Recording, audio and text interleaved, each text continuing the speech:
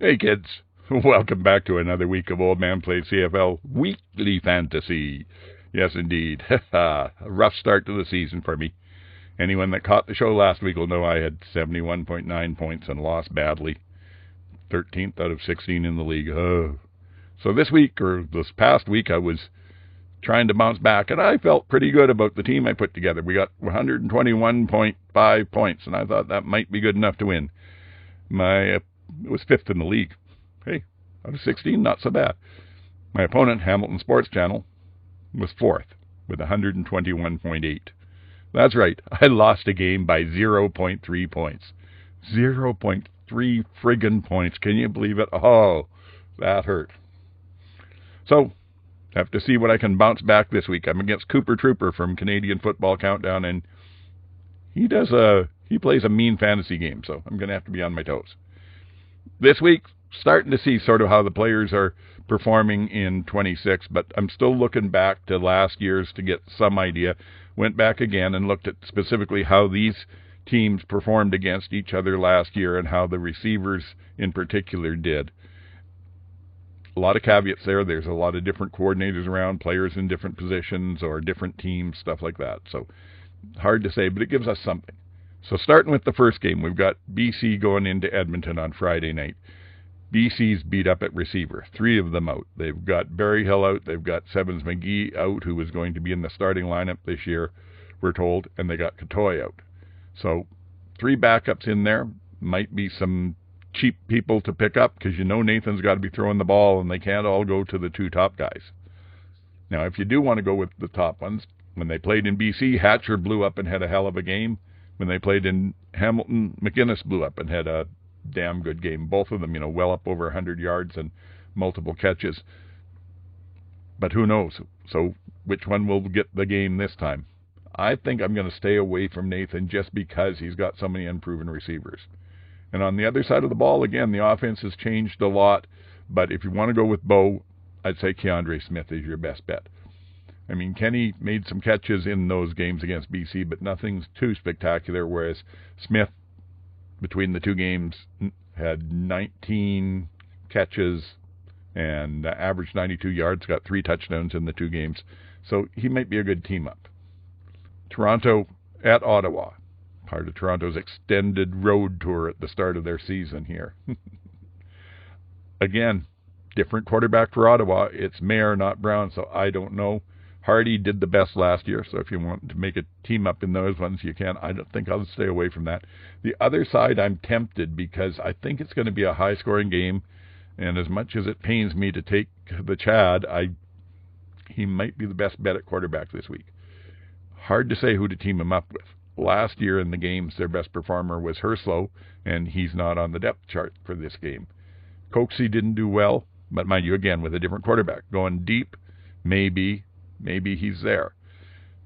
As well, Polk didn't look good with his connection with Kelly last week. Will they sort it out this week? I don't know.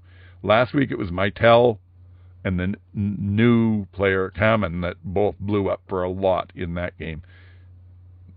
Mytel played steady last year against them, so might want to go that way, and depending on price, maybe you can take Kelly in both of those and hope you hit who blows up. I might consider that. Then we've got the afternoon game, which is Montreal at Edmonton. And for Edmonton, last year against Montreal, all their receivers were pretty meh, 2 or 3 catches average and maybe about 30 yards. So if you're going to go with Cody as your quarterback and you want to team him up with someone, I'd probably go to Mac and see what they do. On the other side, Alexander only played 1 game. The other game, it was Caleb Evans and McLeod Bethel-Thompson that were in there. But the game that Alexander played, and Philpott only played in that game too, he blew up. So Alexander and Philpott might be a good combination. If you want to go with Sneed, again, he didn't perform as well as Philpott against him last year, but he was good and solid. And he got touchdown and, averaged 60 yards and almost 6 catches. So you might want to go that way. And then that takes us to our last game of the week, the Saskatchewan at Calgary game. Might be tempted to take Saskatchewan after their performance last week. I mean, Harris was incredibly accurate. We had Schaefer Baker blow up for something like almost, I think it was 9 or 10 catches for 100 and close to 60 yards. Emlis went off for 3 touchdowns. Johnson had over 100 yards, I believe. So any of them could do it. But on the other hand, they didn't perform well against Calgary last year. And who knows what will happen with this one. So I think I'm staying away from that. On the other side, if you want to go with Calgary, you're going to go with BA as your quarterback and team him up with somebody. It looks like Jalen Philpott's probably your best bet. So there's what's what. I'm going to fire up the old computer here and see what my weekly budget will allow me to put together for a team, and hope we do have better results this week. Okay, let's see where we're going to go here with this. I said, much as it pains me, that for some reason it just feels like maybe Kelly is the guy this week. Let's see, where does he come into stuff here?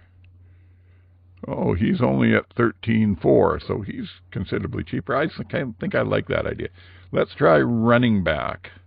Maybe stick with the Toronto theme there, and because their running back Hicks played fairly well in that game. He might be a good start. He's 7.5, does it look like there? Yeah, so, yeah, that's possible. And then wide receivers, if we're sticking with that, I said possibly Mattel at 12. He's a little expensive. And then do they have the other one in there, Kamen?